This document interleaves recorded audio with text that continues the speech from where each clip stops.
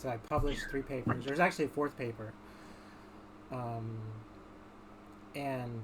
So the work has evolved significantly since I first reached out. Yeah, so I'm looking forward to sharing it. I suppose that's one of the effects of having to present something to someone that like where it matters, that's a strong motivator. Yeah. So that's very exciting. All right. Those are on my book, and it's based on a collection of notes that I wrote for since 2011, and then uploaded all of my notes, not all of my notes, but all of the relevant notes to GitHub in 2022. In 2022, so at that point they all became time stamped in a public way online, so that I think. So also because it's a very low cost thing to do, right? To just attribute correctly. Yeah. It's a shame. Should I make my? I've been thinking about how to summarize the topic and finding it difficult, given that it's broad enough. Yeah, what would you like? How would you like to introduce? Happy to summarize it. I mean, yeah, no, I can carry it. I'm ready to go. I can carry it and do the introduction and everything. I mean, it's mostly let's say So what happened was, are we recording? I don't know. No, when Karl is here, well, Karl is will record, and then I'll say welcome. Mostly, I suppose, as an act of courtesy more than anything else, because and then you'll do your presentation, and then there will be time for discussion, and then Karl will take over in the end and summarize the discussion and give his thoughts and so on. Yeah. Thank you very much. Is there thanks very much for agreeing to meet with me and for this presentation. It's really nice to share in your guys' time. Thank you. I think Karl really enjoys it. I enjoy it also. And so we're a few chairs, and we usually pick I see Karl is here. I was going to say, do you know about my book as well, the Bridging Molecular Mechanisms? Yeah, so I'm not personally familiar with it. What was the name again? So I wrote a book on neuroscience. It's called Bridging Molecular Mechanisms and Neural Oscillatory Dynamics. I wrote that in October of 2024. It's on Amazon. Do you want me to say it again? It's bridging molecular mechanisms. Yeah. And neural oscillatory dynamics. Yeah. Explore how synaptic modulation and pattern generation create the brain's seamless volumetric 3-dimensional. Exciting. Yeah. So that only covers even though that's like 300 pages, it's only like one small slice of my work. So, and then I wrote one paper called Super. So there's Micah's New Law of Thermodynamics. That's a paper that you can find. There's also Super Dark Time, which is a new paper.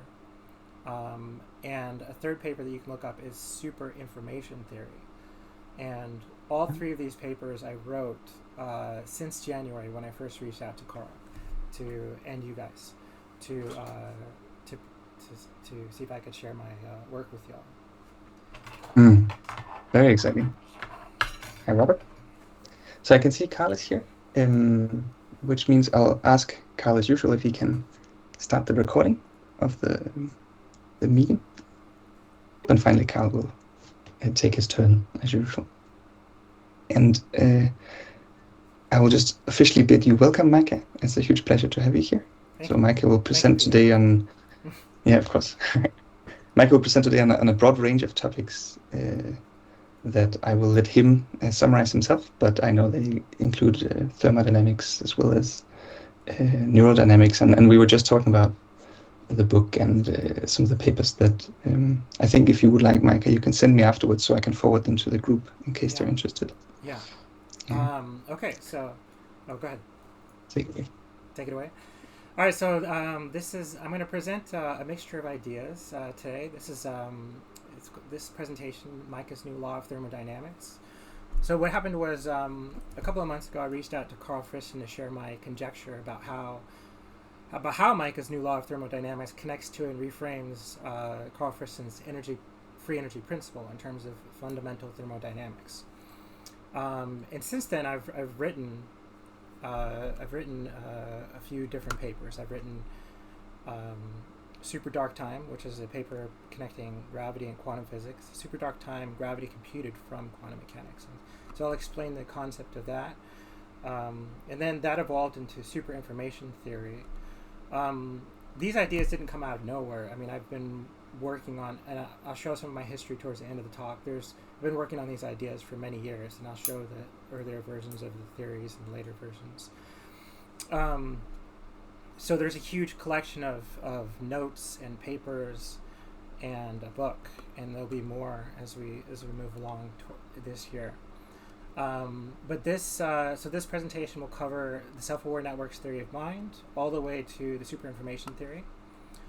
This is a novel new intersection, I think, between neuroscience, neural networks like artificial neural networks, but also natural neural networks like our brains, so neuroscience, and also physics. So we're going to be talking about gravity, quantum physics, thermodynamics, and information theory. So the goal is to connect to and reframe. Okay, so let's move on to the next slide. I'll do my best. So what is Micah's new law of thermodynamics? So it's a signal-dissipation framework. The core idea is that all systems, biological otherwise, dissipate phase wave differences or in energy, pressure, and electrochemical gradients through iterative wave-like interactions. This structured dissipation provides the physical basis for reducing free energy in living systems.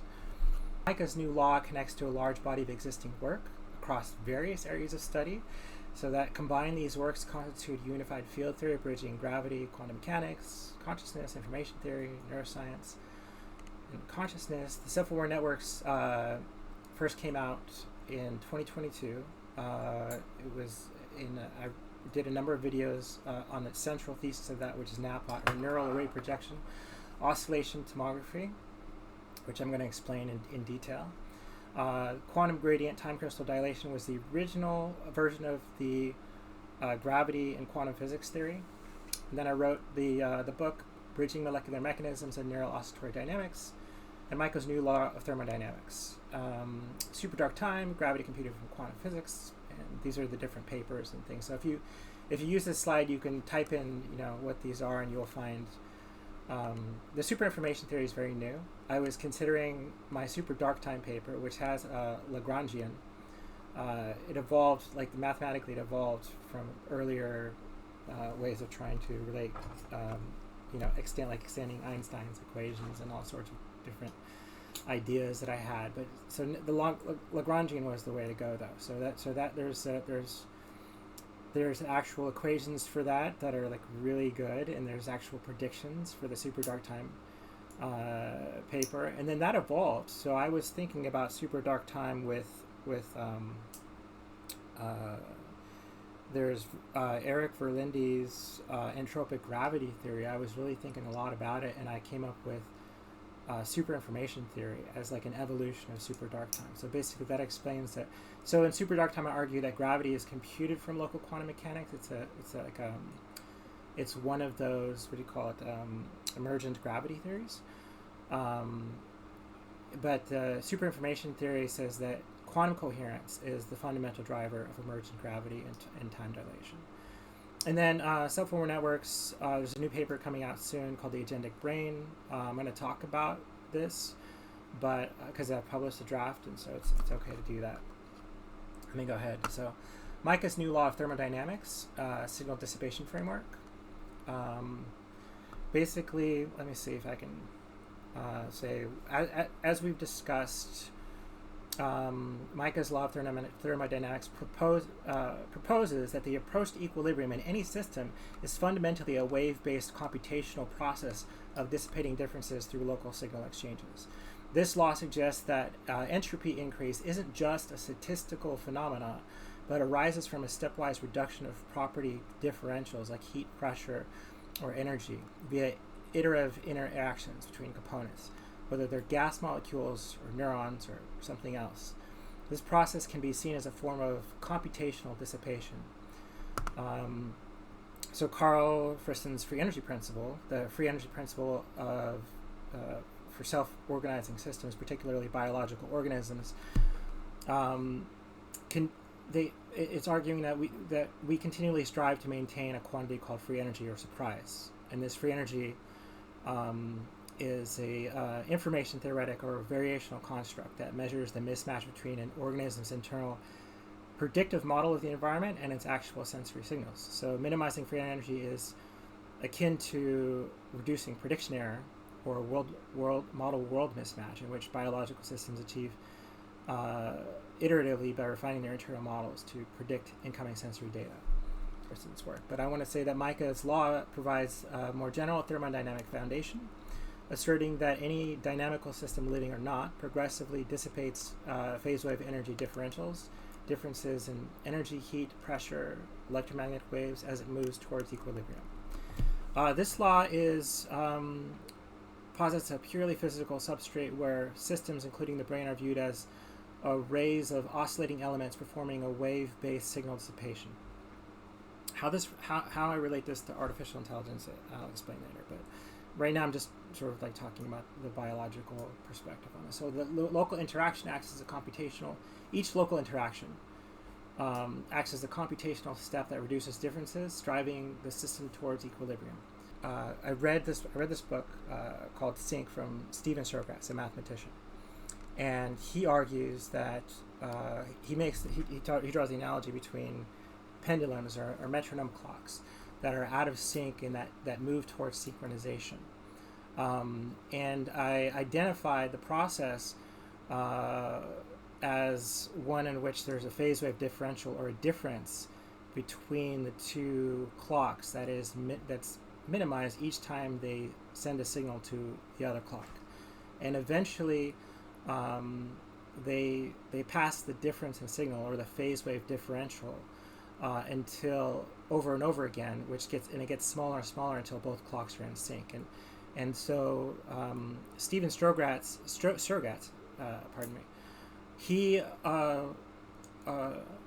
he says this applies to fireflies, and it applies to clocks, and it applies to neurons.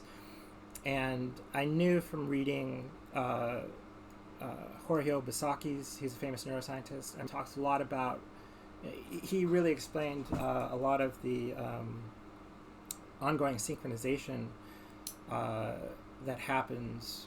And so I really started thinking about connecting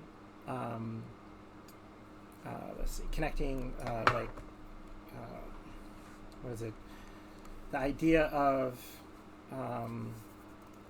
synchronization as a dissipation of signals to large-scale synchronization across the brain, and that sort of helped lead to these ideas. It helped lead to the book, for example.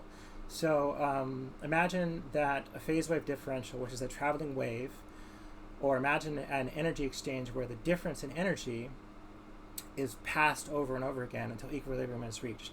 Each time the energy or phase is passed between the gas molecules, the difference in energy between the gas or the cells decreases.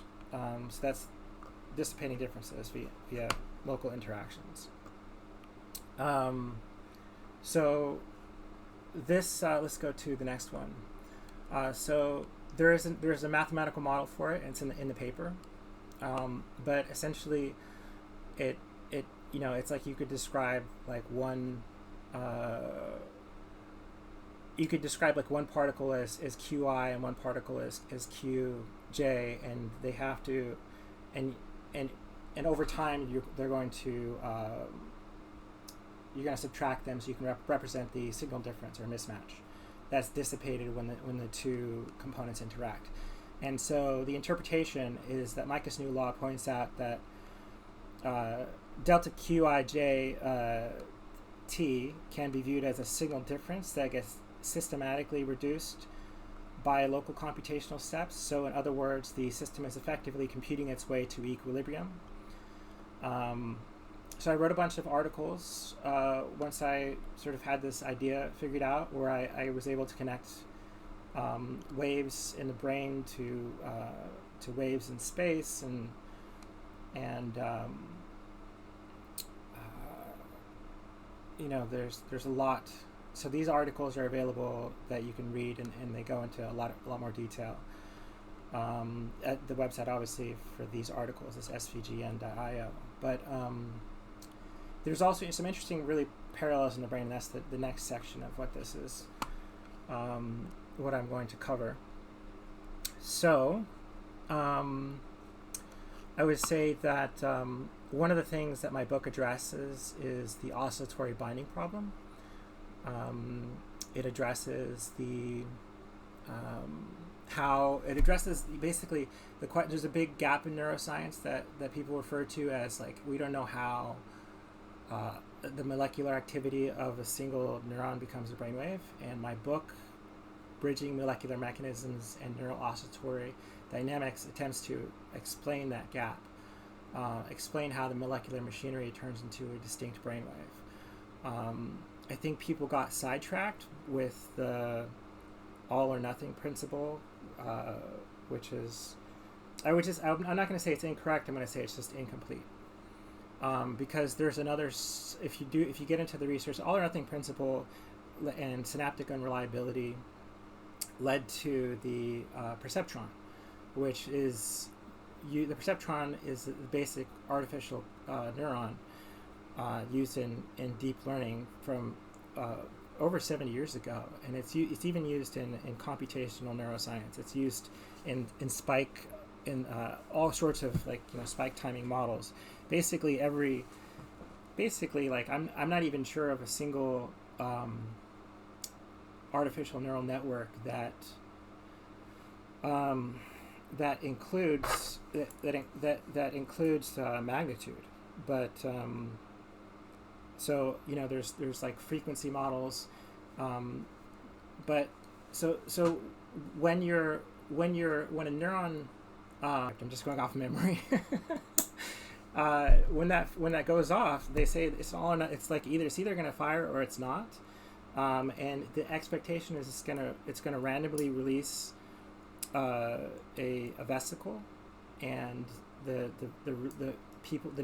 another thing is that neuroscientists believe that the vesicle release is random, and I'm arguing that it's not, and that you can see that it's not in the existing literature, because there's all these studies around potassium and how potassium affects the action potential duration.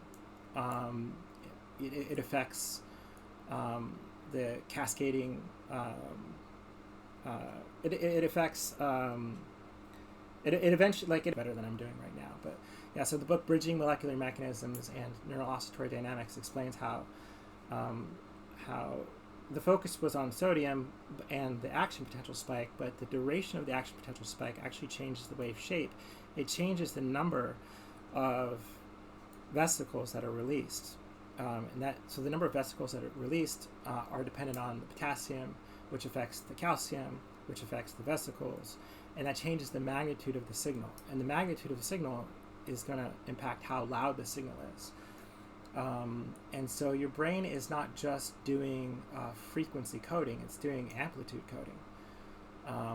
And there is, like I said, I did some research, and there's basically no neural network, no artificial neural network that is doing amplitude coding in addition to frequency coding. It matters. And so what you get with a different phase from a different duration and a different frequency, that phase is a different message. And so let's move on. So neurons detect coincidences. If on a dendritic tree you can have coincidences on the same branch, and the dendrite will respond in a special way if that happens, especially if they're like NMDA neurons. The neurons also detect temporal coincidences. So neurons that they can become tuned to signals that specifically arrive within 3 milliseconds or within 1 millisecond. And the dendrites will change their shape over time to become. They'll basically learn temporal and spatial signal patterns, and they'll learn to selectively respond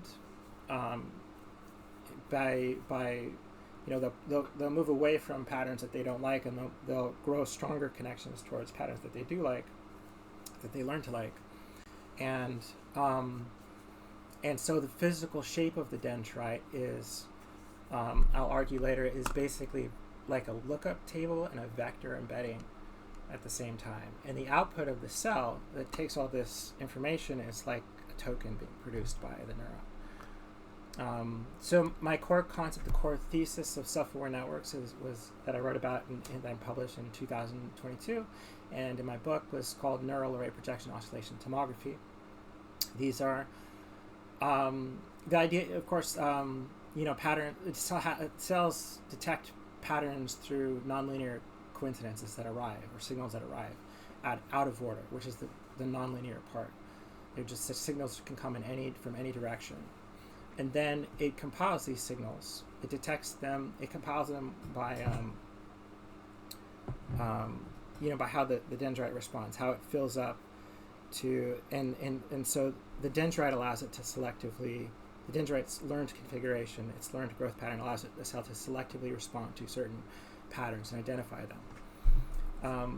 And again, there's also videos where I explain self-aware networks, and this is one of them. So basically, the idea is that neurons encode information via phase wave differentials. This is basically the communication protocol. Here's a picture of my book. Bridging molecular mechanisms and neural oscillatory dynamics. So I love the artwork.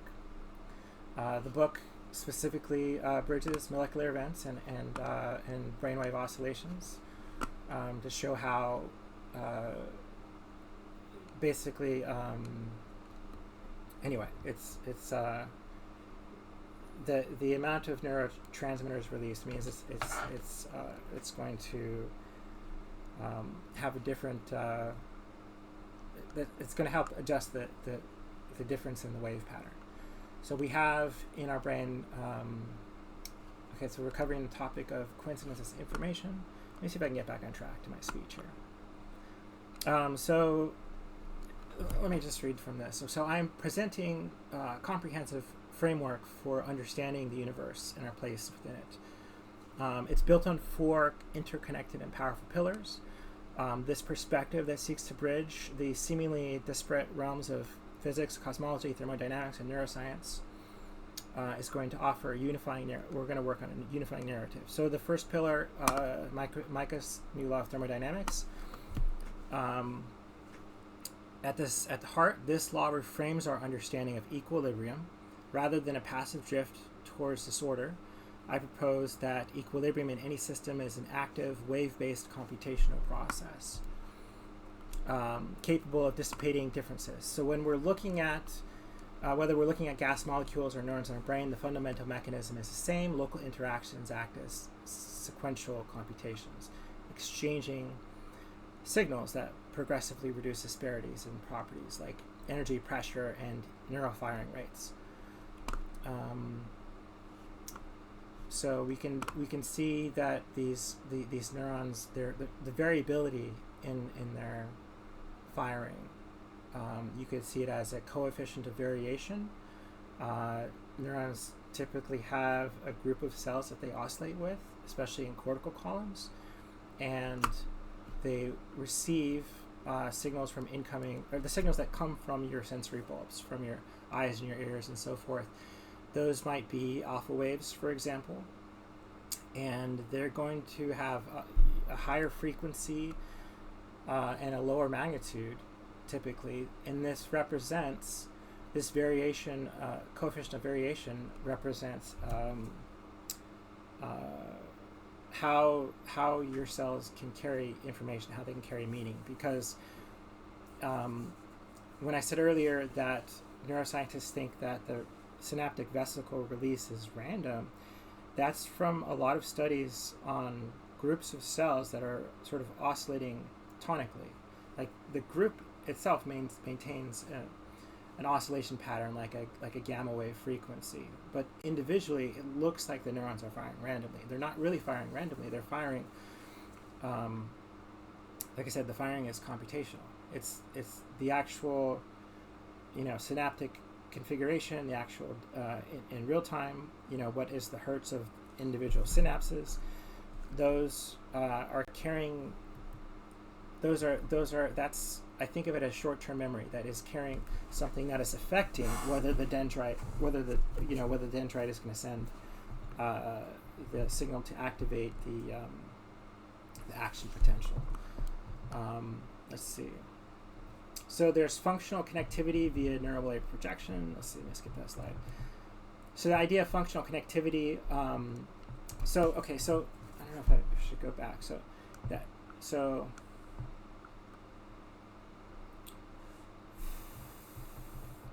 functional connectivity is about different regions of the brain connecting together and cooperating together.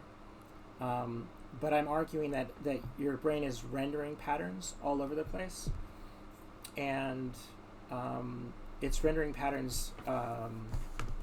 Basically, your incoming phase wave differentials in your alpha frequency, for example, they would bind together with oscillation to generate neural renderings.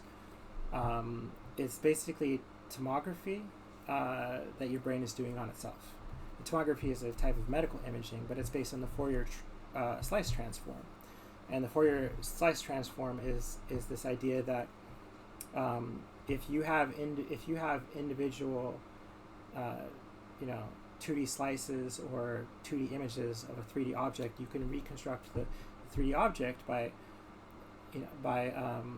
having a computer program map out all of the lines of intersection between the different 2D images. Basically, neural networks do this. They do this coincidence detection where they at each level in an artificial neural network, they identify something like, it could be in the first layer, it could be like edges or something, and then at some point there, but at each layer, they're basically it's detecting information as a coincidence pattern, and when there's so functional connectivity in the brain is about coincidence patterns in the sense that you kind of need a phase match, or you do need a phase match between synaptic frequencies. So you have synapses maintain their own frequencies that are separate from the dendrite's frequency and the neuron's somatic frequency, and but anyway, so that is really important because it's a synaptic connection basically is storing information. So we have let's see, we have cross-frequency coupling. This is not such a great slide. Actually, it might be. I don't know. Let's see if I can. There is latent diffusion denoising in the brain. Okay, so this is part of. There is a concept in artificial neural networks and in imaging, where you train a neural network by adding noise to an image. And anyway, and eventually it's able to remove noise from images. You're actually training it to remove noise from images, but and in part of that training, you might add noise to an image. And this is I do argue that the incoming, basically the process of equilibrium, where the incoming high phasic signals that carry information that are distinct from the tonic oscillation will dissipate the phase wave differential that comes from the sensory waves, and so the signals will oscillate for a while, and they'll trigger the molecular machinery to do LTP functions and LTD functions, long-term memory and long-term forgetting. And this dissipation is kind of like a noising process that encodes memories. And it sort of sets up the brain to Well, it basically causes the dendrites to have new configurations, and it changes the synaptic frequencies. And so we have, long-term memory with the dendritic configuration and short-term memory with the synaptic frequencies that are changed by this process of incoming signals being basically consumed by the tonic signals of your cells that are trying to synchronize. There was Earl K. Miller had this idea of beta waves representing a stenciling process. There's another article that I found that was from like 2011 where there was somebody who was saying that alpha waves stencil gamma waves. So both alpha waves, which and beta waves stencil gamma waves, and that's a similar idea to what I'm arguing about how your sensory phase wave differentials actually are received by other brainwaves. So there's alpha waves, there's gamma waves, there's betas, there's let's get through this part. So neural rendering, I'm basically arguing that this is just a picture, but the consciousness is computed from continual cycles of synchronization and desynchronization. That's how your cells are going to track information and receive information, process information, and communicate. And so, I don't know. Let's see, neural rendering. So let's see, neural rendering and predictive coding. Let's move on. Okay, so one of the core arguments is that a phase wave differential is the ink of the mind. The brain has tonic or regular waves. They're more likely to synchronize or resynchronize after perturbation from incoming waves, sensory waves. I call these traveling waves phase wave differentials. The entire group of cells that are oscillating, they dissipate the received signals. So this allows the phase wave differentials to act as a kind of ink in the canvas of your mind, allowing your mind to process the components of patterns and to track very tiny changes in patterns. Let's skip past that slide. That's another slide I should have deleted. Okay, so phase wave differentials are basically the brain's language. If the brain is a self-aware network, it is the networking protocol. I have this whole thing on how T cells and neurons communicate that is extremely fascinating, but I'm not going to go into it today because it's in my draft. Let me see if I can find the draft. It's in the agendic brain, so the draft for the agendic brain, and basically. I have a conjecture for how long-range communication happens between T cells and neurons. Let's see. I think I will go back to this later if you guys want, but there's whole brain networks. So this is again, I've studied the entire scope from the local microcircuits to, can I go back? To the whole brain, from neurons to and so forth. So what is self-awareness? So I originally had this idea that, combining ideas from Douglas Hofstadter and Jeff Hawkins and Karl Friston and ideas of predictive coding, that if we just had a continual feedback loop that was learning, that would define what self-awareness was, that would define what consciousness is. That forms that, like, you have all these feedback loops and neural pathways in your brain, so this is happening in your brain. There's a lot of neurocircuits that are, but it's not. Anyway, we'll move on. So Peter C., he's a Dartmouth professor. He explained that a single neuron is detecting coincidences. He also explained the concept of tonic and phasic neural activity, and then let's see. And then I've his big thing was criterial causation. So he wrote the neurobasis of free will, criterial causation, and he didn't get so much. He basically he explained that a neuron is detecting coincidences, but and he argued that it selectively determines criteria that it mechanically considers, but there's still like a huge amount of like he described what it was doing as opposed to how it was doing it, I think is how I would put it. There was definitely a lot of gaps there at the time when I read his book, but I've since gone on to define the process as a nonlinear differential continuous approximation, which means that your dendrite is receiving signals in any possible order that they come. So in this slide, I'm arguing that the incoming alpha waves from the sensory bulbs, they're going to go. The signals will go to the fourth layer of your neocortex, and then they will anti-correlate with the gamma waves in the second and third layer, and the gamma waves are going to reach across your whole brain horizontally. And broadly speaking,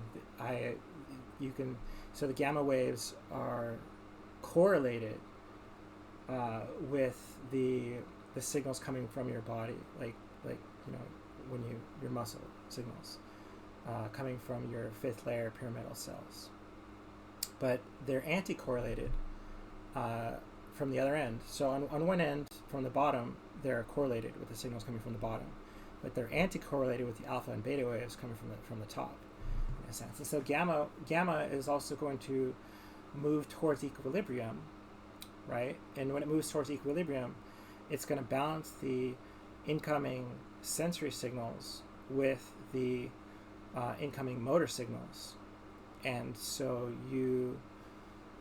your brain is effectively computing what you call proprioception, and so that's another really cool idea that I came up with. So it's called the gamma oscillation sandwich, and that's another thing you can read about in more detail. So the groups of cells move towards equilibrium. So your gamma waves compute the difference between your motor output and your sensory input, or your motor input and your sensory input. So synchrony, unity. Okay, let's go to, so phase wave differentials. They're basically traveling waves that perturb oscillating groups of cells. It's the communication protocol of a self-aware network, but this can describe a biological brain or an artificial brain. Here's another book cover. I think this book cover is really nice. It's the same book, Bridging Molecular Mechanisms. Here's the thing. Okay, so synaptic unreliability is an article that I wrote years ago. That article is from 2021. That led to this book, Bridging Molecular Mechanisms, because I think I may have to detail this in a second book, but the path from how AI is made is based on an oversimplification, and it's not a real controversy to say that because there's existing. It's more like my argument is a review of existing literature. It's not even a new proposal. It's just sort of like a misconception because I guess all the neuroscientists are trained on outdated information or something. Not sure, but so there's lots of interesting parallels to Karl Friston's work and in this signal dissipation framework that I'm talking about. But one thing that I argue, and I maybe let me see if I can go back, is that what Karl saying is 100% correct, but the way I think of these errors that minimize surprise, I think of it as the incoming sensory waves, the phase wave differentials, are actually binding together, and they're creating neural rendering. And that's also, neural rendering is also, but what I'm saying is like you have neural renderings in your gamma frequencies, but you also have neural renderings in your alpha frequencies, and so those errors, they're not as binary as the errors in an artificial neural network, I guess. They're well, I don't know if that's a valid statement actually, but they're not as, because I would say that it's not, I don't think of it as just a numerical error. I think of it as a rendering that is like a rendering change, like a specific rendering pattern. In any case, that's just expanding the scope of what an era could be. It's a neural rendering. It's graphics. It's computed graphics. It's sounds. In terms of your brainwave, so your mind is a rendering, and the pixels are Gaussians, are phase wave differentials, or information carrying traveling wave perturbations unified by stepwise oscillation resynchronization. That's a mouthful, but consciousness correlates.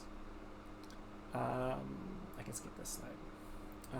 Identification is the concept that the tonic oscillation basically gives you consciousness, because it's like when you have the analogy of a hive of fireflies. If from going back to Steven Strogatz's book, the hive of fireflies will eventually start to synchronize together, and because they're dissipating the signals between the entire hive, and they're dissipating their differences, and so they move towards equilibrium as a group.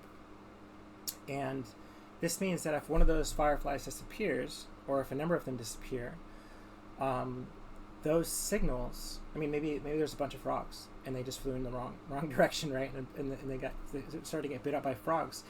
And because there's this constant oscillation of signals, this constant back and forth, this expectation is there that is going to make the firefly, the group of animals, have a sort of exterior consciousness, a group consciousness, that it's basically a bunch of it's a kind of consciousness mechanism where you have a group that is going to become conscious of the fact that some member of their group is missing because it was eaten by a fly, because that is going to perturb the entire group's oscillation. If it perturbs just one, if it's an unexpected perturbation, it's going to adjust the energy of the entire group. It's going to raise the energy of the entire group. And so they will all feel it, even if they don't know where it's coming from. They'll all sense that something happened. And that's the same, that's what I'm arguing, is that's identification through synchronization, or basically the entity of you comes about because there's this constant signaling that has a temporal pace. And this mechanical pace of signaling constantly affirms to each of your cells that you are this ongoing awareness. So this, of course, connects to super dark time. I've got the new paper up. Let's see how, in super information theory, which evolves on top of super dark time. Let's see. This could be related, let's say,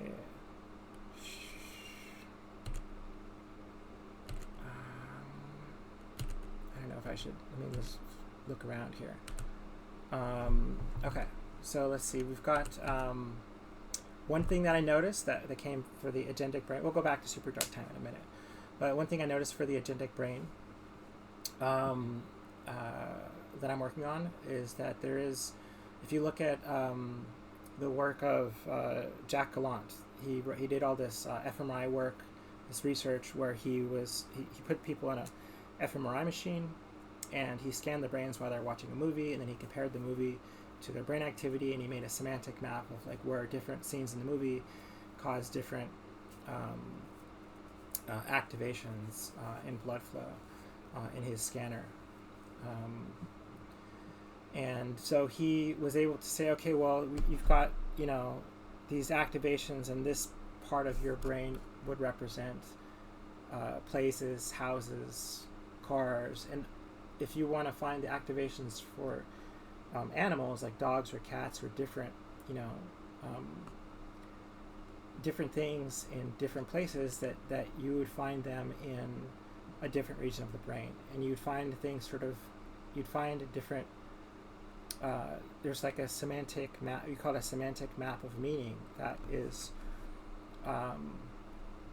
it's very interesting because the work of AI companies like Anthropic and their research on how can we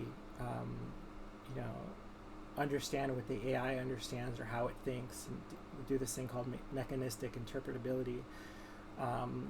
There is this thing that is the result of the neural network being trained on all this data that is called the vector embedding. And the vector embedding basically is like a map of meaning. It's a map of how of how the neural network learned one thing and related it to something else.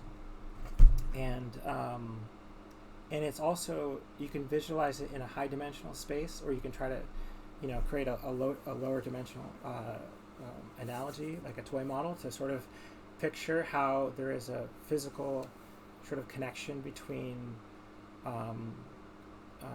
concepts and their semantic relatability and their location in space, where similar concepts are located closer together and concepts that are very different are located farther apart. So eventually, like, my work will go from that point to in the agentic brain to arguing that we can conclude basically that the dendrite is essentially a vector embedding matrix that stores learned temporal and spatial frequency patterns, and these patterns, it's learning these patterns, but these are also vectors of meaning and how different vectors of meaning relate to one another. And it's very strange I think to realize how this works, and what to do. It's like, well, we're really close to building conscious AI. Conscious AI, yes. So the agentic brain is much more comprehensive. Cephalor networks is much more comprehensive than I'm giving you today with this presentation.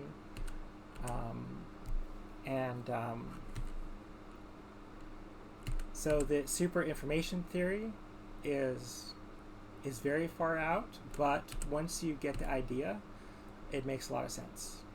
Here we go. So the rest is history. These are just basically different moments in the past in which I was searching for basically like all online evidence that I could find that would prove the history of my work. And luckily there is a huge archive of notes dated all the way back to January 26, 2022. But yeah, there's a huge history. There's a lot of dates in here, so people can use these slides to look up my past work. But let's see if we can go. If I should say something about super information theory, because it's really exciting. So super information theory, it delves into the deepest layer of reality. It posits that information is the ultimate substrate of existence. It integrates and extends Micah's new law of thermodynamics and insights from agentic brain. It proposes that the underlying coherence of information is what determines time density, or the rate of time, in the inverse of the rate of time, and it drives the evolution of reality. Okay, so super dark time is this idea that that you have the actual field of space has a local time density and a coherence-decoherence ratio,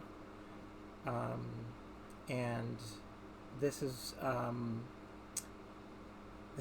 a key element of super information theory. It's this concept of local time density, which which quantifies local variations in the flow of time, and it's governed by this local coherence and decoherence ratio. So gravity effects are proposed to emerge from local variations in time density, which is influenced by the interplay of quantum coherence and decoherence.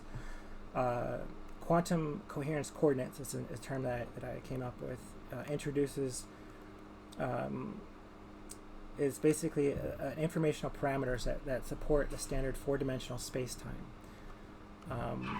This is gravity is emergent from information. It proposes that gravity effects arise from local variations in time density, which are determined by the underlying informational coherence processes. Energy stored in coherent modes are suggested to more strongly boost local time density. And there's even an argument that magnetism can be reinterpreted as a kind of gravity confined to a specific coherence wavelength. So a bit from coincidence, so superinformation theory extends Wheeler's id from bit and the information theory from Claude Shannon. But it argues that the fundamental information distinctions emerge from wave-based coincidence events, and particularly in neurosystems where neurons detect near simultaneous inputs, triggering amplitude-varying wave-based spikes.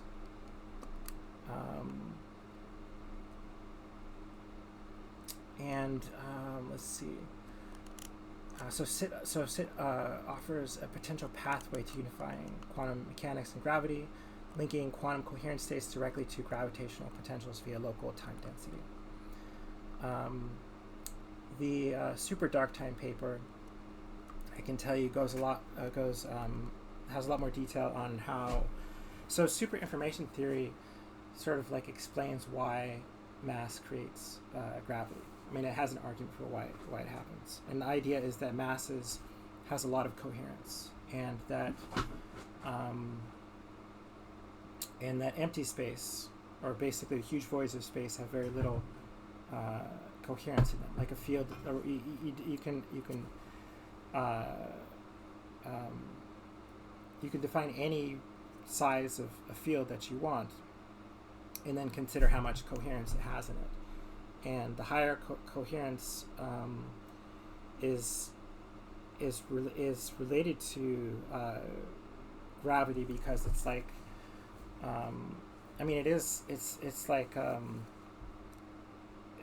there's more chance of coherence in a field that has greater coherence in it, if that makes sense. It does make sense. You just have to think about it for a while. But anyway, so discuss that Micah's new law of thermodynamics proposes that the approach to equilibrium in any system is fundamentally a wave-based computational process through the dissipation of differences through local signal exchanges. That it suggests that entropy increase isn't just a statistical phenomenon, but arises from a stepwise reduction of property differentials like heat and pressure. We've also, I think, we touched on the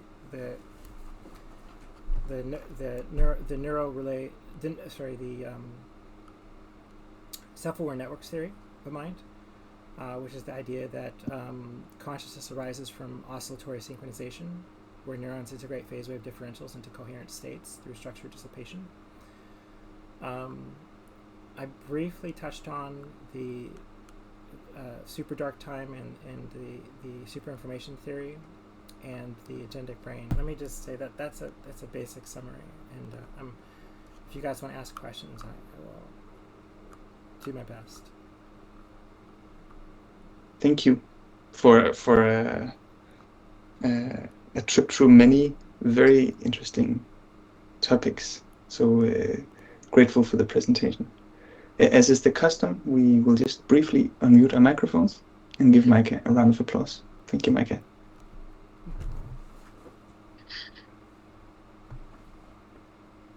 All right, so I don't know about everyone. Yeah, there's already a question. Good. I'll moderate the discussion and keep an eye on the chat if someone has comments or questions, just raise your hand, but we already have 2. I think, Simon, you were first. Thank you. Thank you very much, Micah. Really, really interesting and provocative. I guess I got one very, very simple question. I was just reading your paper in the background that was put online, put out in January, and it's this business of dissipation being a wave. If you measure dissipation in a physical system, would you see a wave? I mean, why is it not just purely stochastic with no waves in it at all? Oh, well, it's this weird. So you know how they say that gravity comes from gravity from the planet Earth dissipates with the square of the distance from the center of the Earth or something like that, right?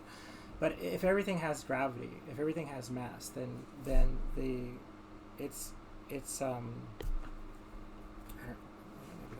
I guess at a sort of quantum level, or I mean, there are gravity waves, and sure, I get that, but I'm just trying to think of a simple model of a classical thermodynamic system that is going through an irreversible process, therefore is dissipating. And at what point does that happen in waves?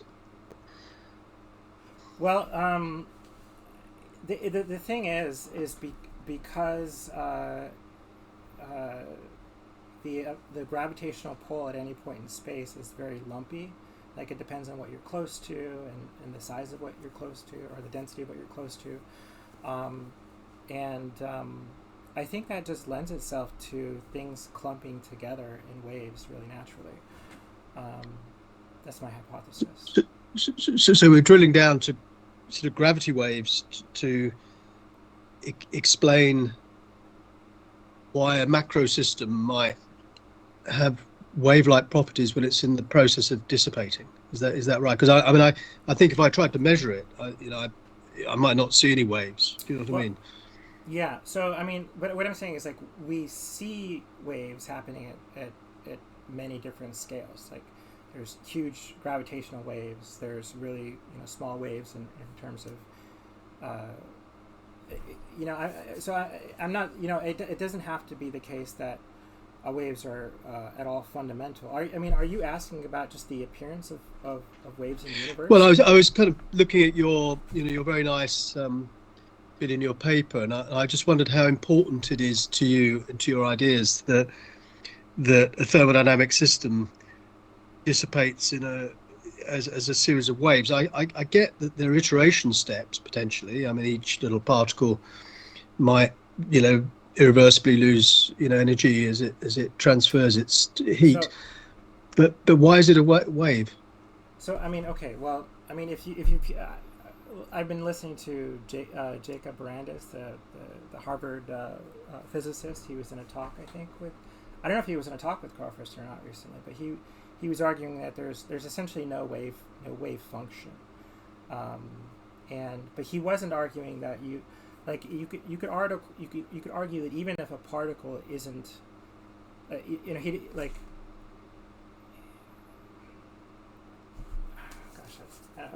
so you don't want to confuse, what's the right way to phrase this? You could consider a particle to be it's optional. I think you could consider a wave to be a particle, to be a kind of wave in the context of a field. Yeah, it's a part of it. Yeah, no, thanks. No, that's great. I just wanted to know if it was crucial to what you're saying that at this level of explanation, a relatively macro level, if you talk about the brain, that it has to be, the irreversibility bit has to be as part of a wave, because obviously in information processing in the brain, I mean, you can have, obviously, as you've quite rightly pointed out, binding through coherence, but you can have rate coding, you can have population coding. There are many non-oscillatory ways of transferring information through the brain, and obviously, we're all very interested in the oscillatory way. I certainly am, but we have to be. I'm very mindful of the fact that coincidence detectors, synchronization, coherence, decoherence in neural function are only, they're not the whole story. You can just count spikes, and transmit information that way. So when stochastically. So yeah, but when I what I'm thinking when I use the term phase wave differential as the communication protocol, I'm thinking about this kind of wave as just a transfer of energy, in another Okay. perspective. So as a transfer of energy is okay. All right. Yeah. So you're just thinking it's a way. Yeah. Okay. Thank you. That's great. Thank you very much.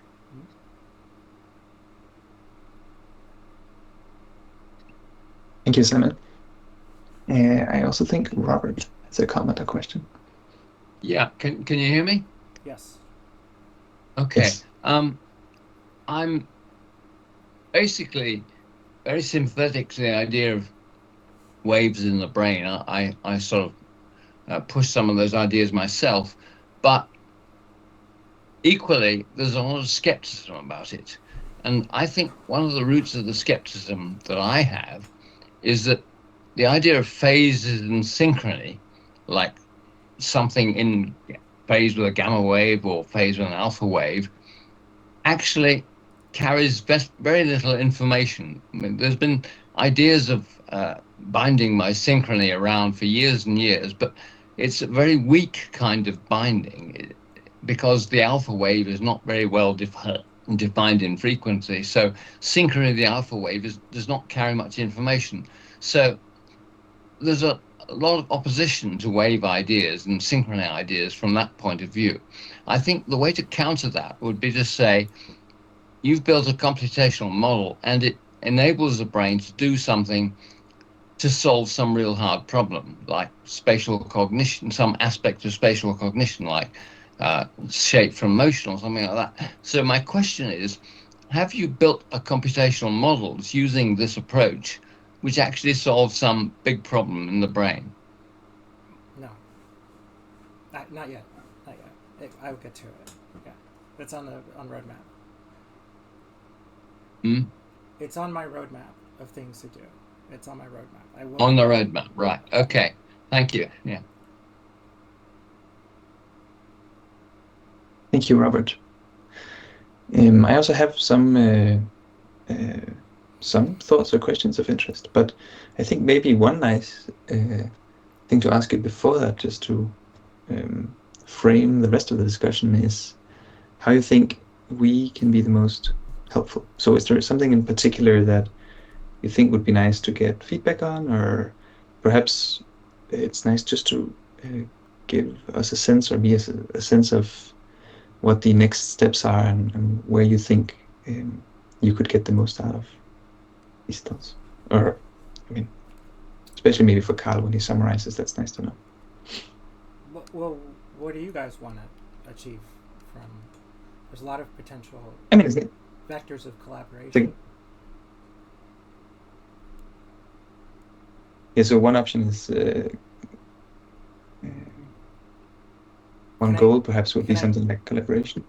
Yes, I would love collaboration. Can I share with you? I have several preprints that I said I published them, but I published them as preprints on Figma. I'm finding it challenging to figure out where to submit my preprints for peer review. I don't have the same kinds of access as some other researchers, because I'm an independent researcher.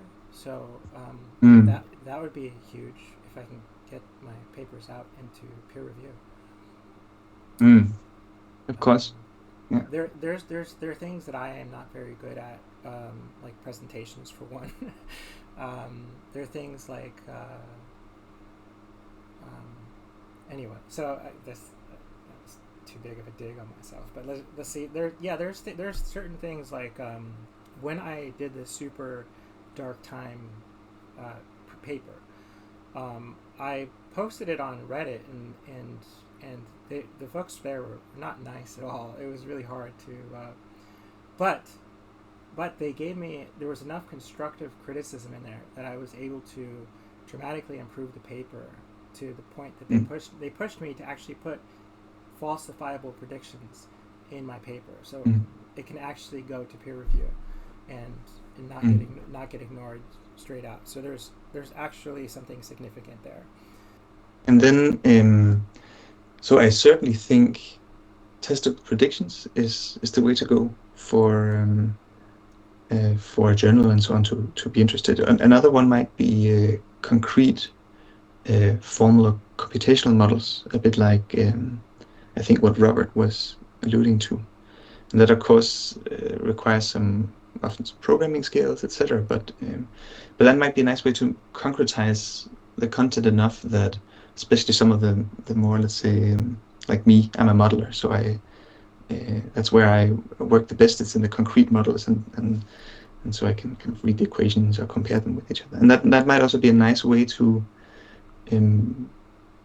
get directly in touch also with active inference and the free energy principle literature if you wish to do so. Absolutely. Because once you're in the game of simulation and like a simple toy simulation to show some of these principles, then you can kind of even maybe put it next to free energy, like some of the other simulations.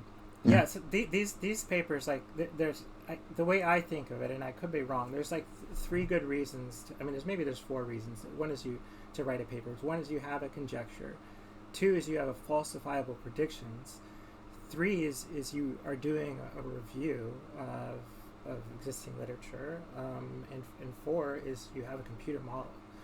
And so we could like make several new papers based on different computer models, testing out a lot of these ideas. And I think building a conscious, I'm excited to, if you guys are excited to work with me, I'm excited to work with you guys and develop these theories to the next level with computer models, because that would be really exciting. I think we're really on the cusp of conscious AI that is conscious like a mammal. And when you get into my book and papers and the things I've written, I think you'll see that. I think it takes a little bit of time, but I think you'll see that. Yeah, and when it comes to questions of collaboration, of course, the problem usually is that most people are at their apologies. Most people are. Sorry. Well, most people are usually at their capacity already, so it can be challenging to find someone with time to spare to write up models. But that's a place. That's also a place to look at the Active Inference Institute community for, because there's a lot of kind of new collaborations bubbling up there too. Yeah. Okay. Go ahead. I was just gonna say I'm really excited about vibe coding, and if you look on my GitHub, I've done many things with programming. So I'm an accomplished programmer. So you can. That's for certain an advantage in these. That will make a lot of stuff easier for you. I'm sure. Have you spent any time playing with some of the simulation work in the free energy principle active inference field? Do you think that would be of interest to you? Because maybe it's of I don't know. interest. I haven't even heard of it, but I'm interested. Yeah. Okay. Yeah, so perhaps I'm sure Karl has some ideas, but I can also send you some suggestions here and so things just to have a look at, but also see if there's some of it that fits with some of your, because I think that would be very exciting if. Apologies. What? It is actually my mother calling us. Does anyone have any more questions or anything else that is? That yes. So I had one question, and then I do think it's Karl's turn after that. But so as a cognitive modeler and neuroscientist, I'm of course interested in let's say brain human level cognition kinds of questions. So I know less about thermodynamics in general and gravity waves and so on. So but do you think some of the ideas you bring here have some? So do you think there are ways to get some of the ideas to a level where there are concrete suggestions for, let's say, behavioral hypotheses or types of experiments you might bring people into, or things like this. So I know the consciousness world, for example, there might be predictions to make about what type of brain activity we would expect and where when people are conscious or not conscious of a percept and that kind of stuff. So very open question, mostly out of interest, but out of my own interest. One of the things I didn't really mention, but I focused on a lot in the past, because I did the Neurolace podcast, where I explored the topic of so I mentioned Jack Gallant's work earlier, where he was doing fMRI or medical imaging, and then comparing that to something that the person was doing in real life, and then trying to sort of decode the neural correlates of their brain activity so that he could decode their mind. And so I've spent a lot of time thinking on how to use different brain-computer interfaces, and that you could combine, basically, if you combine what someone's doing with what you're seeing in their brain activity, and some sort of program like a neural network to help you, or to help you map the connections between their brain activity and their behavior, or their experience, what they're seeing and hearing. Those are the kinds of things that I've thought a lot about. In terms of I've written. I have my own notes that I've saved where I've designed different brain-computer interfaces, and my plan is to write the software for them. And there's a lot of exciting brain-computer interface hardware. But I would create the kind of product that would allow someone to sort of actively listen to, like, neurofeedback, basically to actively intake representations of their brain activity, so that you could expand your awareness of your, have a new kind of awareness of how your thoughts and feelings are creating these mental patterns, which are being tracked by the medical imaging sensor. So I have a lot of invested thought and notes in that area. I don't know if that is interesting for you at all. Yeah, that's exciting. You remind me, I spoke once to Max Hodak, who was one of the founders of Neuralink, although he has a new company now, wanted to see if he could create new senses for people and sort of vision. So a bit in that world. Yeah, also, that's the stuff you can do, I guess, when you own an island and have money to do these experiments. Yeah. Yeah. I see you have the hand raised, Simon. Just one, it says a comment, really. It's not a question, or I know it's very helpful, but one of the things that's always fascinated me is that if you give a human being propofol anesthesia, within seconds, you render them unconscious with no concept of time, and then you switch it off and they reboot and they're still the same person. Yet their brain dynamics has been temporarily totally abolished, and you can see that in an EEG. You can just flatline the EEG with propofol, yet they come back and they look none the worse for it. So obviously, just a plea for the I suppose dynamics on the network and of the network, because the actual anatomy of the network determines what sort of dynamics you get back, and you seem to get back dynamics that allow you to believe, okay, you've had this bit of time excised from your life and the operation excised from your life, but you are still that person.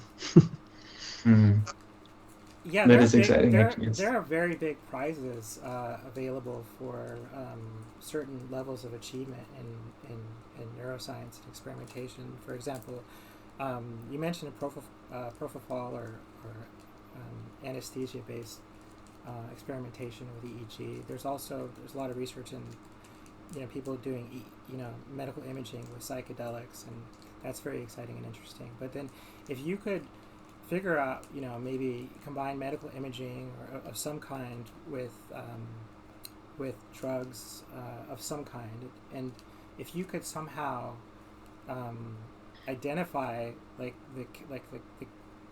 drug and like if you could use medical imaging and identify what drug someone is using, that's a big prize. that's worth a lot of money. Like if you know, anyway, there's a bunch of prizes that you could get for innovative research. If it's, if you produce a new result, there's like there's no way to tell what really by with a medical imaging device what drug someone is. I mean, you could do a blood test, but that's about it.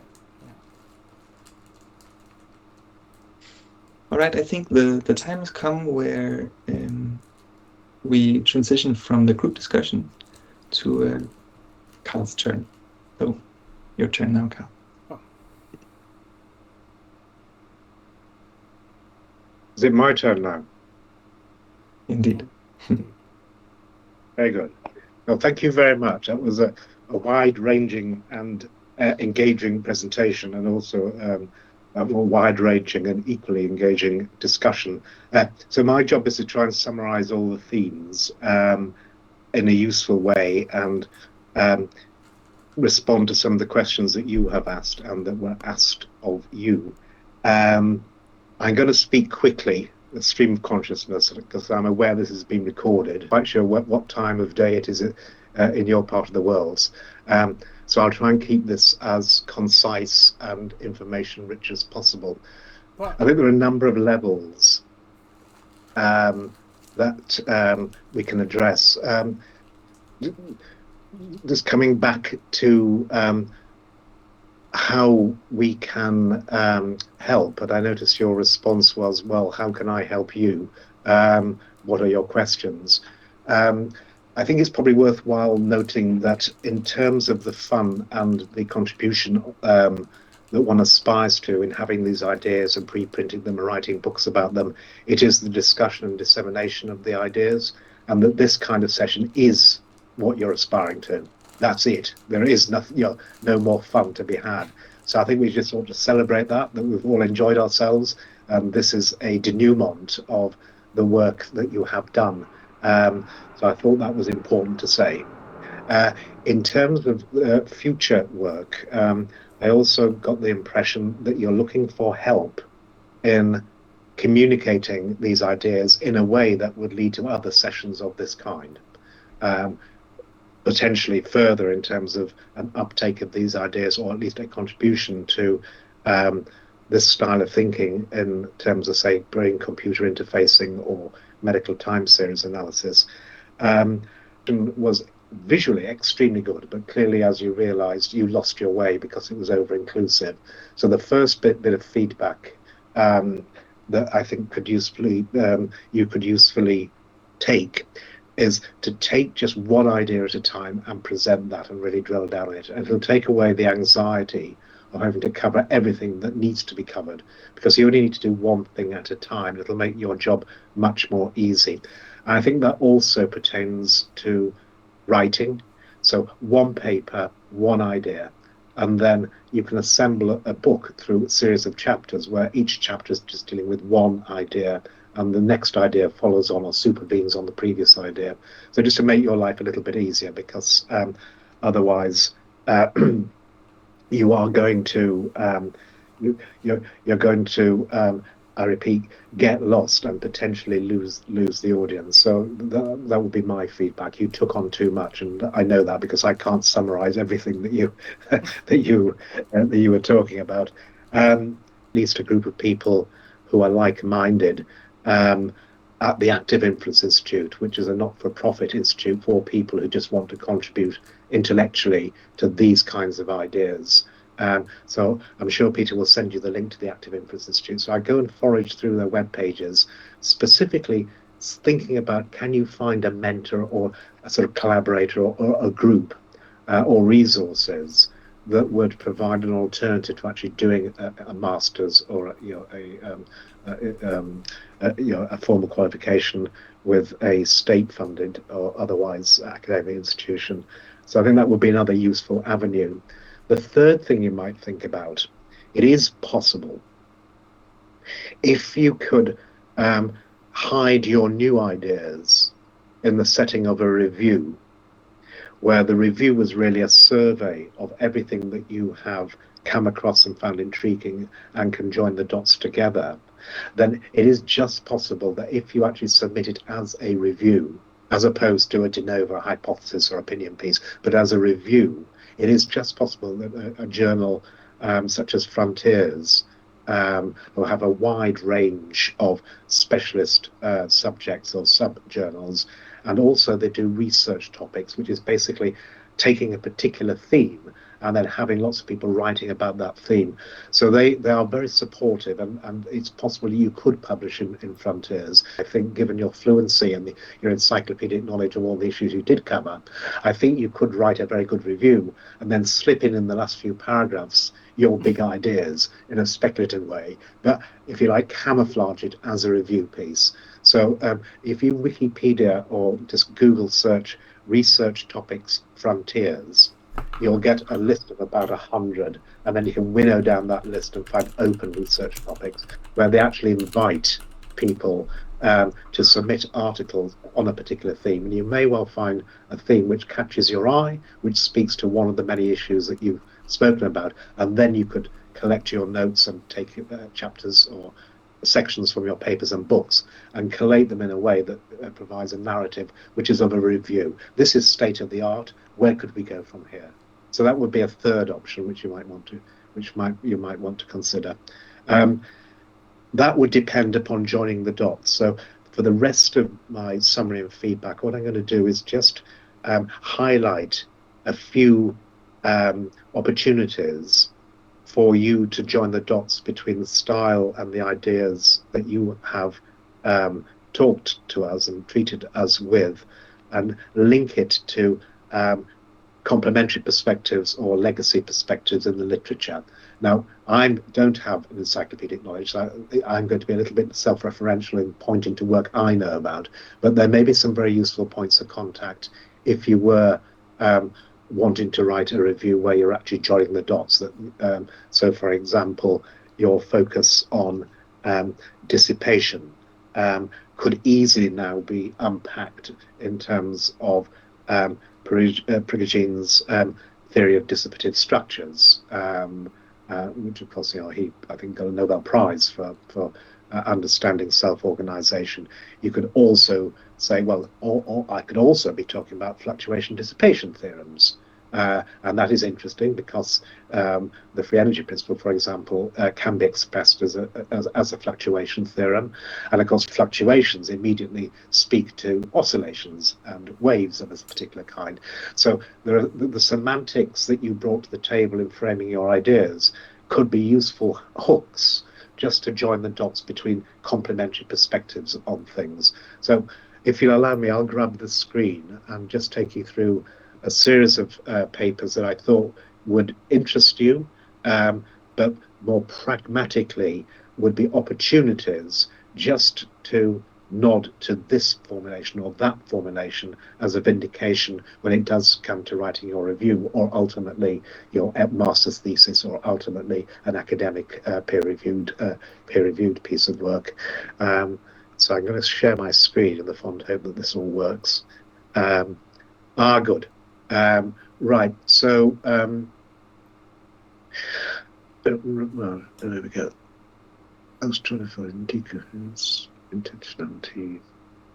Oh, that's a shame. I've lost the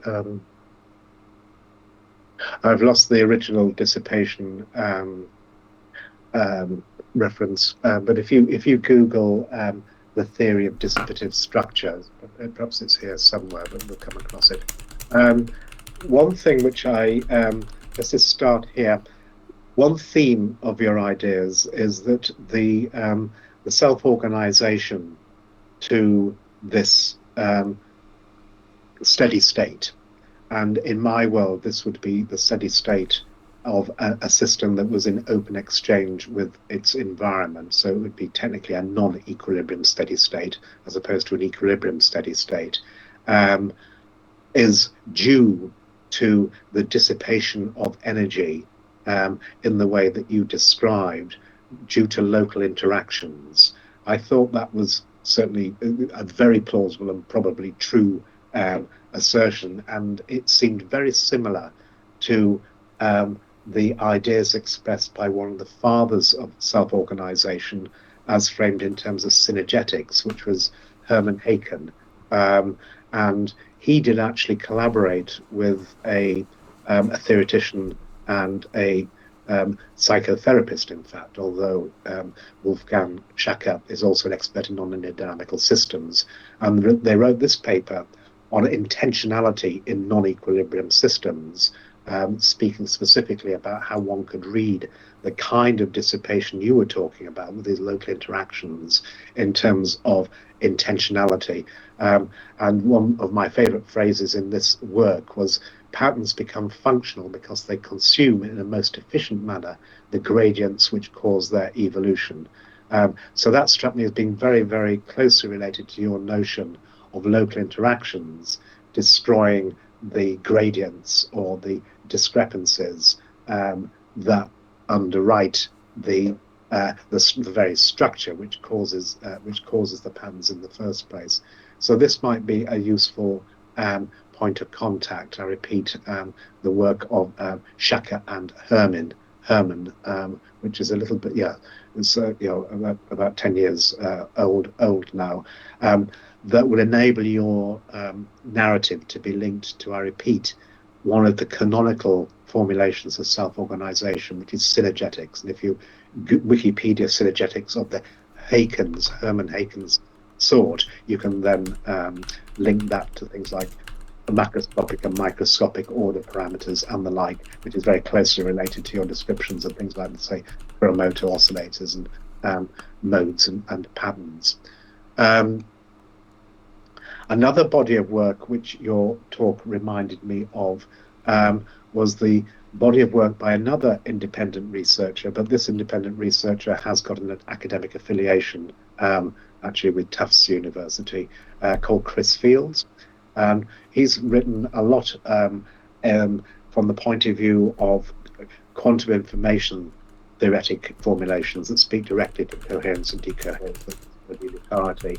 And I just brought this, identified this paper as something that seemed particularly prescient to your assertion that the system goes through a sequence of iterations of dissipative dynamics, thereby self-organizing to these non-equilibrium steady states. In my world, that would be a minimum free energy state at which your entropy production is also minimized. And he wrote specifically about this in terms of decoherence as a sequence of entanglement swaps. And that just reminded me of the way that you phrase things. And I thought, again, there'd be a useful point of contact between the ideas that you want to express and Chris Fields' particular formulation, which I repeat is not quantum mechanics, but quantum information theoretic treatments. Yeah, my sorry. Yeah. I was going to say my super information theory paper goes deep into coherence and decoherence, and it covers these topics. Excellent. Yeah. And the same author, Chris Fields, as also with other colleagues, including myself and Mike Levin, talked about this in the context of neuromorphic development. And I was reminded of this paper when you were talking about neural networks and dendrites self-organizing in a particular way. So I'll just read this out. The close formal connections between cone-cocone diagrams as models of quantum reference frames on the one hand, and between these cone-cocone diagrams and topological quantum field theories on the other, allow the representation of such computations in the fully general quantum computational framework of topological quantum neural networks. So that last phrase, I wondered if that would speak directly to what you were talking about in terms of neural networks that have this particular kind of topology that is predicated on well, in your work, this would be a sort of a wave or a quantum wave formulation. So again, I put this up for you to explore. Is this related? Is it not? If it is, it would be interesting to talk about the complementary perspectives offered by the two. If not, it's a useful point of reference for you to distinguish your idea from what's being discussed here. So this is just, I repeat, a point of reference that would help in terms of situating your ideas in an academic, scholarly way in the context of what is already out there. I put this one up because I think it might be useful for you to possibly either read or possibly contact Adam Safron, just because, very much like you, Adam is very eclectic in terms of trying to explain and gather together lots of different perspectives on the physics of self-organization as it speaks to consciousness and sentience, particularly in the brain. And he has also alighted on this notion of modes and oscillations that synchronize in the right kind of way, underwritten by these local interactions. So I'll just read this out. Brain modes framework. I describe how streams of consciousness may emerge as an evolving generation of sensory motor predictions with the precise composition of experiences depending upon the integration abilities of synchronous complexes such as self-organizing harmonic modes. And it was when you were talking about the predictive coding formulation and the synchronization between sensory and motor predictions, it struck me that this particular focus on self-organizing harmonic modes, SOHNs, which do have some aspects. So one of the in the super information. So I'm arguing. So basically, we know that a neuron is detecting coincidences, and that's how a neuron is. Well, I shouldn't say we know, but that's the conjecture is that a neuron is detecting coincidences, and that it's building information from these coincidental patterns. I'm arguing in super information theory that the coincidence is. The coincidence in neural activity is analogous to quantum coherence, that both things are types of coincidences, that an artificial neural network is, in a sense, detecting coincidences every time a neuron registers a signal, like an edge is a coincidence, a detected feature is a coincidence. So I'm arguing that basically, so you were talking about topological qubits, right? And quantum computing. It's not an area that I've written about, but everything that I'm saying is directly applicable to that area. I just haven't gone there yet, but yeah, it's 100% applicable to what saying. I'm In this paper, although he's talking about somebody else's work in relation to the organizing harmonic modes, emergent from those local interactions that could be framed in terms of sort of at a quantum level, are these macroscopic patterns that you were talking about, which can actually be measured in EEG data. I think that's where these self-organizing harmonic modes come from. I can't quite remember, it's a long time since I read this paper, but it might be a nice link between the sort of the macroscopic and the microscopic. So that's an integration of several theories, very much in the spirit of your ambitions. I noticed a single author paper, so he was able to get this into the literature as a single author paper, which is not usual. People don't normally entertain single author papers simply because it's too personal a view. However, he was able to do this as a hypothesis and theory article in Frontiers in Artificial Intelligence. So this is the kind of journal I think you should be looking at. This part of the Frontiers family, this one, Artificial Intelligence. If you can find a research topic looking at modes and waves and information theory and quantum theory in consciousness, that would be exactly the right kind of place for you to also say. So I would suggest do it as a review, as a hypothesis and theory, but certainly Adam was able to get this into in as a hypothesis and theory article. So that it's the frontier. This is the frontiers that I was talking about previously. Excellent. But you could possibly do it together. This is the paper. So Robert was the gentleman who asked you the questions, the second set of questions before, and this is his paper on the projective wave theory of consciousness, which you may want to refer to, where he's drilling down on a very particular aspect of self-organization in a brain that has to navigate in a 3D spatial world, and what are the substrates that the brain might use in order to do those computations and that kind of thing. So if you read this, you'll understand why Robert asked you that question. But notice also this is a single author paper. So many of these very high level theoretical entrees into the literature are not easy to do, and sometimes characterized by these single author papers because there's a story to tell, but it's not always very easy to tell that story. But Robert, I don't know if you're still on the call, but where was this published? Oh, it's archived, right? It's only archived at the moment, yeah. Yeah. So, well, I guess the same applies to you. If you find a frontier special topic, that would be this would be a hypothesis in theory paper. Might take. Yeah. Okay. Excellent. Oh, sorry. This is one of the original, first published in. So that should be 1925, should it? No, can't be. In 75. So it's been republished. Anyway, sorry, which one? So this is what, when you talk about dissipation in the context of self-organization, the starting point would normally be the earlier half of the 19th century with the work of Prigogine.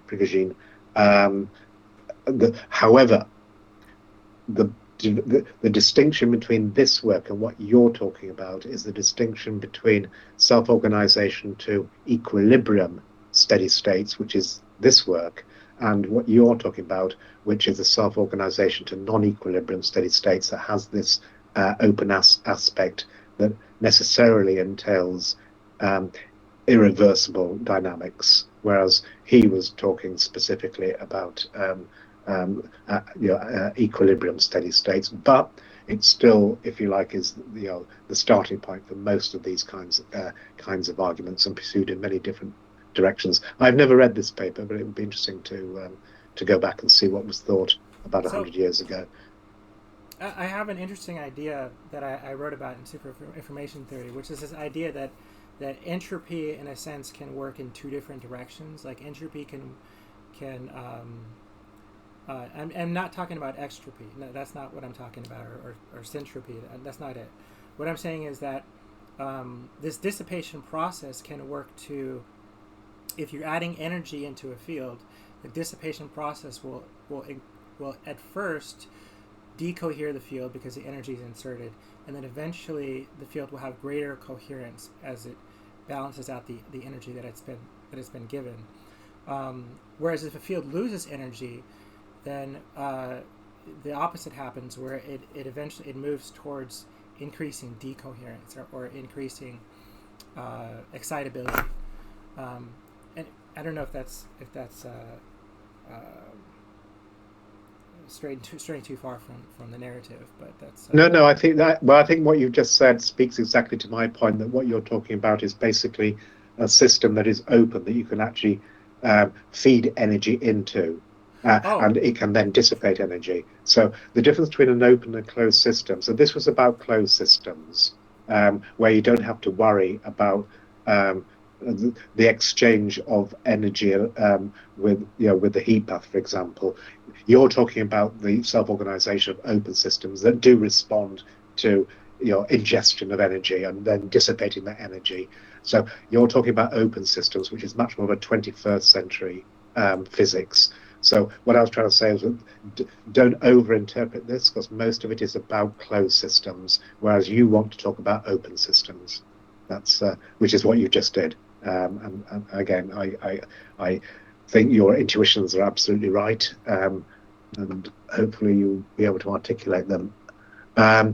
This is, in fact, my attempt to simulate with numerical analyses exactly that kind of dissipation in terms of heat dissipation and entropy as emergent properties of local self interactions, and that comes from a paper which is another single author paper that never got into the reviewed literature.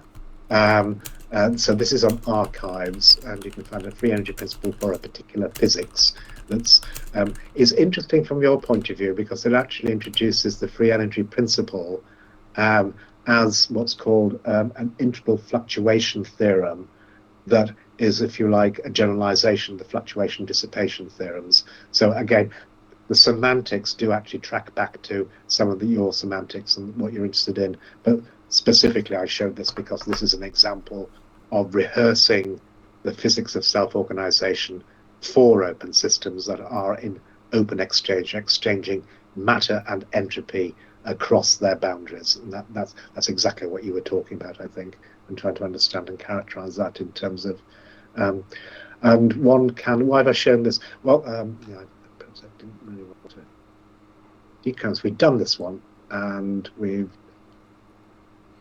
oh yeah, yes, let's not worry about it. There is a literature in my world when you have lots of bounded systems that are in open exchange with each other, demonstrating the emergence of generalized synchrony. So I put this paper up very early on when you're talking about synchronization and coherence in a classical sense, that this is very often, in fact, it was specifically your reference to the two clocks that were and were not in synchrony.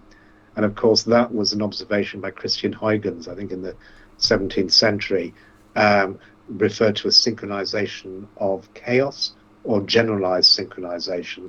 And this, I think, is another thing that you need to nod to if you haven't already. In fact, you have already, because you showed those two non-synchronous and synchronous clocks.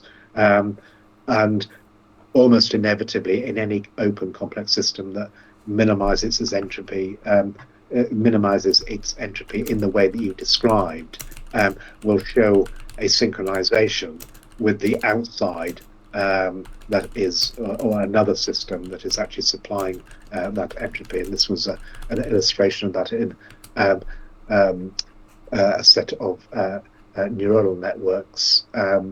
This one is more specifically, yeah, sorry, this is redundant. I put that paper up.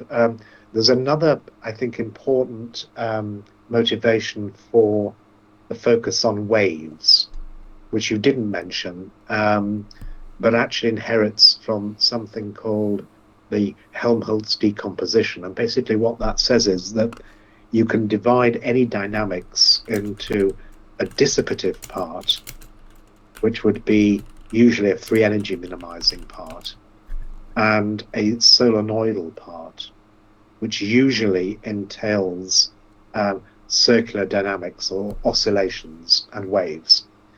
And crucially, the wave part depends upon asymmetries in the dynamics that render the system, or that can only exist when the system shows time irreversibility. So there's a really close link now between open systems, systems that are time irreversible, and the non-equilibrium steady states that you, I think, are describing. And that these three things all mean the same thing, are manifest in terms of solenoidal dynamics, biorhythms, life cycles, oscillations. And technically they can be expressed in terms of various dissipative and non-dissipative dynamics and energies, where the solenoidal part is usually denoted by Q. So I thought it might be interesting for you just to link the focus on oscillations and waves, whether they're gamma oscillations or whether they're slow fluctuations in spatial harmonics or modes of patterns in the brain, to non-equilibrium steady state dynamics. And this passage here, in a very general way, provides you with one calculus in which you can do that. Interestingly, it was comes from a paper where we were actually analysing functional magnetic resonance imaging time series of the kind that Jacques Vaillant elicited by, in this case it was a verbal fluency task, but he elicited it using natural movie viewing. So this is by me and friends in network neuroscience in particles in the brain. But I repeat, the reason I'm showing this one is really for just the final discussion, linking the steady states to solenoidal flow, and the necessity of having these. These aren't quite waves, but they are certainly oscillatory dynamics that has to be present if you've got these time irreversible systems. That has to be there if you are open, if you're not at an equilibrium steady state. So another perspective on the use of dissipative versus non-dissipative dynamics. So that was that one. And then finally, you talked about Hofstadter's strangeness. Interestingly, that solenoidal dynamics is also the thing that allows you to, that is necessary if you want to model or evince strange attractors. So it's not quite the strange loops of Hofstadter, but you certainly have a very close connection now with the waves and the solenoidal flow and the chaotic itinerancy or chaotic dynamics that is, can be described as a strange attractor. So this is one take on that, different kinds of strange loops and interpretations of strangeness, and that discussion can be found in so path integrals, particular kinds, and strange things. Should you want to leverage or generalize your mention of strange loops and recursion in sentient behavior, possibly conscious behavior, but certainly sentient behavior, I think, that in my world would be just read as a system that looks as if it has intentions. And that's exactly where the strangeness comes. So that might or might not be. And this is, I think, the kind of journal ultimately you're looking to publish in the fullness of time. Physics of Life Reviews. So it's got all the physics in, but it's about self-organization and biotic life, and it's a review. So I think this is where you'd be aiming to write a paper, say in 3 or 4 years, if you clear the space to do a master's or make friends with the Active Influence Institute or other collaborators around the world. So that's my feedback. Let me just stop sharing and then ask if there's anything. Regarding time reversibility, I do have a proposal in the super information paper that suggests that the arrow of time, basically that the arrow of time is emergent from quantum interactions, but that at the quantum scale, there appears to be a time reversibility because a field can become more coherent or more decoherent, and they're both the same process. And I'm arguing that whether you're using entropy 1, which is moving towards coherence, or entropy 2, which is moving towards decoherence, both situations will result in a forward arrow of time because they're both dissipation processes of things knocking together and equalizing their energy. But one is a field that's increasing in energy, and one is a field that's decreasing in energy. But both, so basically, two different kinds of entropy, or entropy moving in two different directions, but one arrow of time. So that would explain. That's a proposal to explain why there's reversibility at the quantum scale, but not at the classical scale. I see. So how does that relate to the principle of unitarity?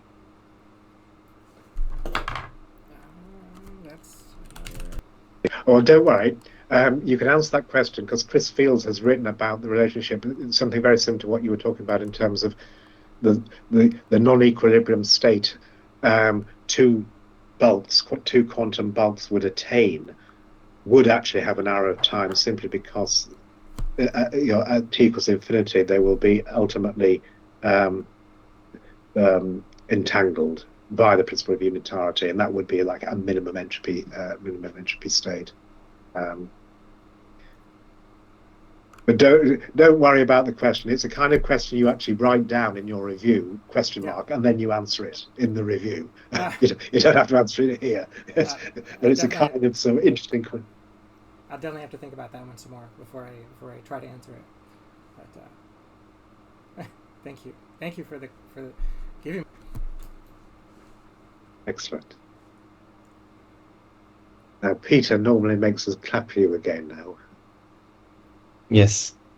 All that's left is to... Oh, hi, Karl. What were you saying? No, I was saying, would you be able to send me the active inference link? I think that would be most useful, and possibly just a sort of the link to the Frontiers research topics, open research topics, just to see if there's anything going down there at the moment. Yeah, I think that practically would be very useful.